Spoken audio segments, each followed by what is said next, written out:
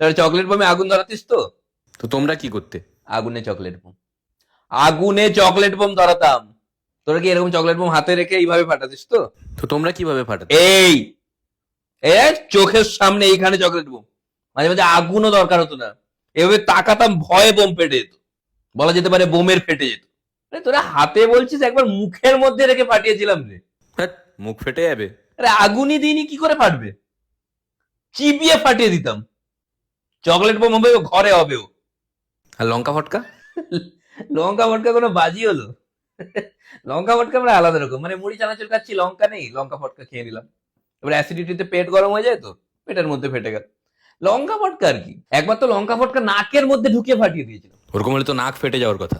সেটা আমি জানি না, আমি বন্ধুর নাকে ফাটিয়েছিলাম আর কি। গাছ বোম ডেঞ্জারাস। তোর গাছ বোম নিয়ে এত ভয় পাস কেন? গাছ বোম মানে বুঝতে পারছিস, এর মানে সুতোটা বের করা 5 মিনিট পরে ফাটে তো, জোরে ফাটে কিন্তু অনেক সময় পরে ফাটে। একদিন গাছে গাছ বোম লাগিয়ে 15 মিনিট দাঁড়িয়েছি ওখানে। 15 মিনিট? 15 মিনিট কিচ্ছু হয়নি।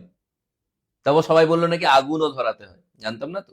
তারপর আগুন ধরানোর পরে 20 মিনিট কন্টিনিউ যা ছুটেছি না, মানে বোমের আওয়াজই শুনতে পাই।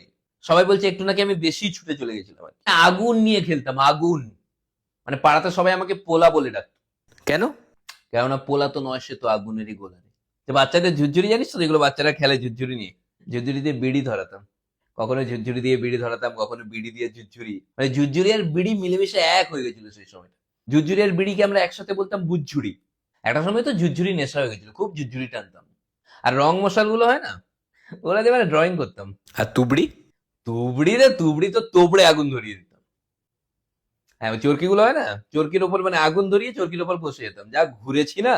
পাট বোম একবার ফাটিয়ে গম বোম বানিয়ে দিয়েছিলাম।